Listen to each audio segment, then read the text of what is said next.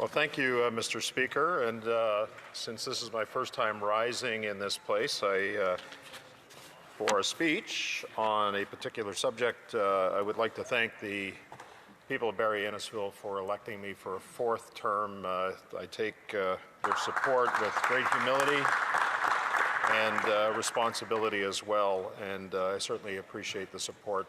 Just before I start, I'm going to let you know, Mr. Speaker, that I'm going to be splitting my time with the member from Swift Current Grasslands, and I'm Kindersley as well. Okay, so thank you, Mr. Speaker, for that. Mr. Speaker, it's almost like, you know, if you watch that movie Men in Black with Will Smith and Tommy Lee Jones, if you remember that movie, there were times where they had this pen-like device. I still remember. And they would actually press a button and it would flash a white light, and everybody that saw that light forgot what had gone on in the past.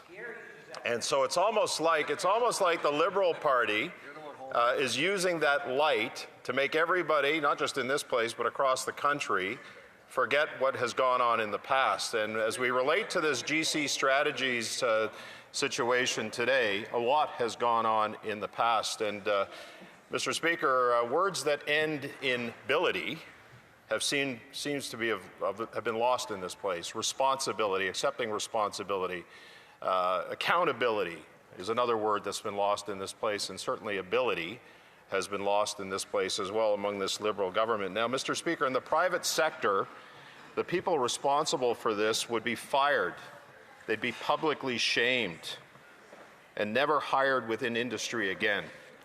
That's how egregious this GCStrategies situation has become. And again, Mr. Speaker, the Liberals have avoided all accountability, all responsibility for actions by labeling themselves as a new government, when in reality, not only are the ministers responsible for this failure still around, but many of them have been promoted, Mr. Speaker, promoted into different positions. And I remember during the campaign, I would go around talking to people, and they would say, you know, we talk about the Liberals and the history of the last 10 years, and I would say to them, just because, you know, you put wax on a new car, it's still a 10-year-old car, and that's where this Liberal government was. It still has dents, it still has engine problems, it's got lots of problems.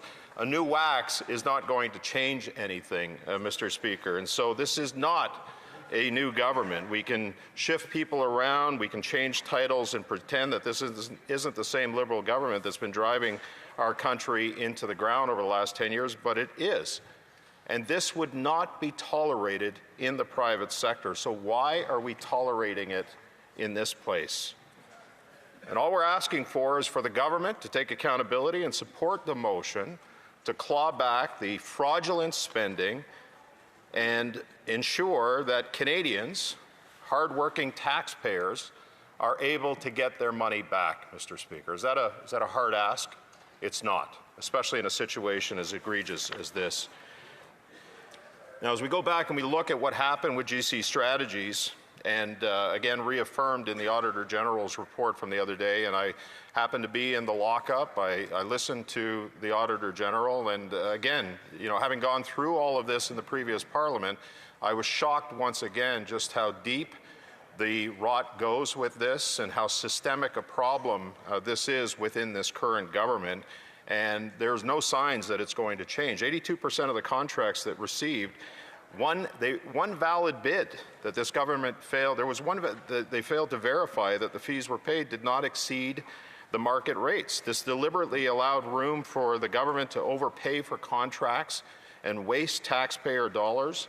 The government chose not to verify whether they were overpaying 82% of the time. They were overpaying on these contracts, and yet they still awarded GCStrategies $92.7 million in contracts with $64.5 million being paid out, and yet there's nothing to show for it, nothing to show for the corruption or the fraud that occurred. And this project was supposed to cost only $80,000, and yet it ballooned to $64.5 million, 80,000% over budget. Even the Auditor General says she doesn't know what the true cost would be because she can't have access to certain record keeping, etc. And so This is also not considering the cost, as we know, to investigate, spend time, have taxpayer dollars investigated, and uncover the depth of this scam instead of working to improve this country.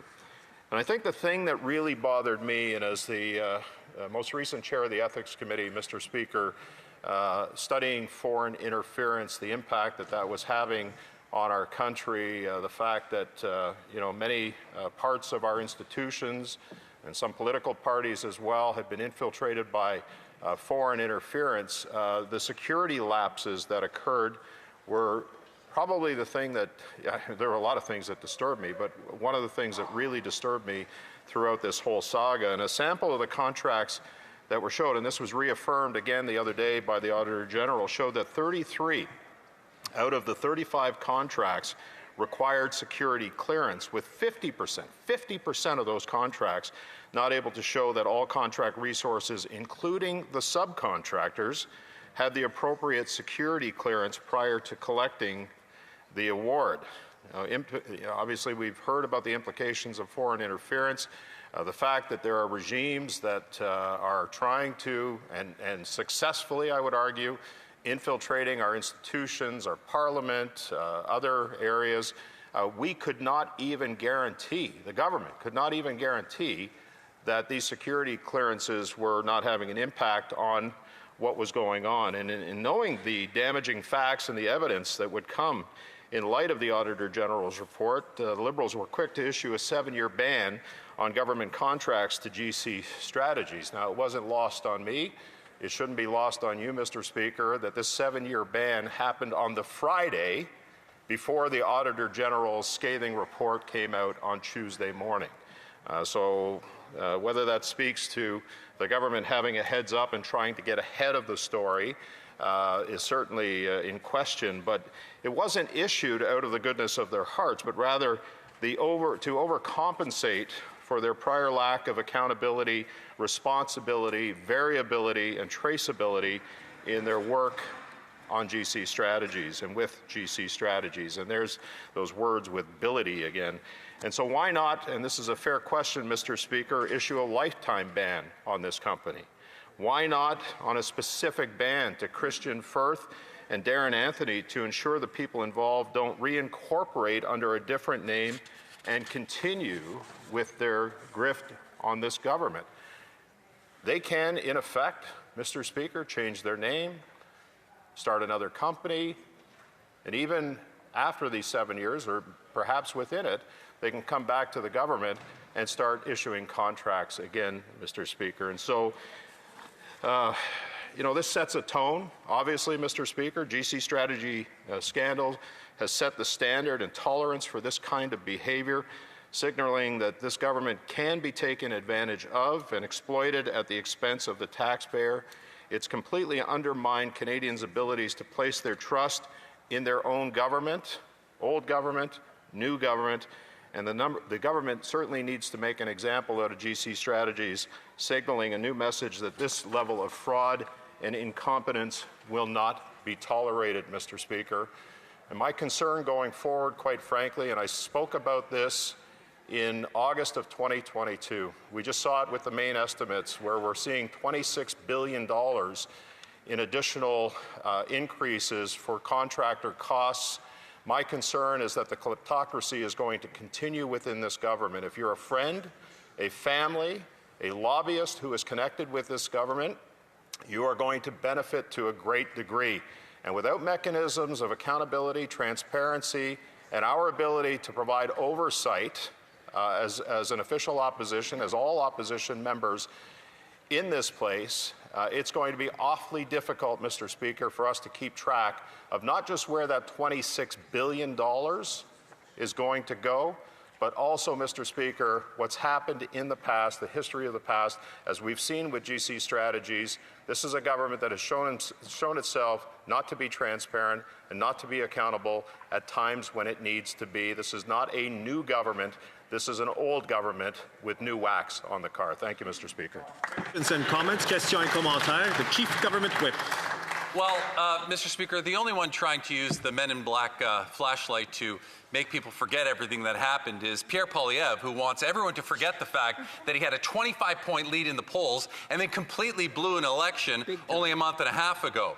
You know, you would think that this member, and Conservatives generally speaking, would have a new approach when they come into this House. But when I see this member get up and speak, he's just using the exact same material that he was using a year ago and 2 years ago and 3 years ago that ultimately led to him sitting almost in the exact same seat that he left here in back in December. So my question for the member is, would he not think that perhaps now is a time to reset the strategy on the Conservative benches, a strategy that might be more productive in terms of how they conduct themselves in the House?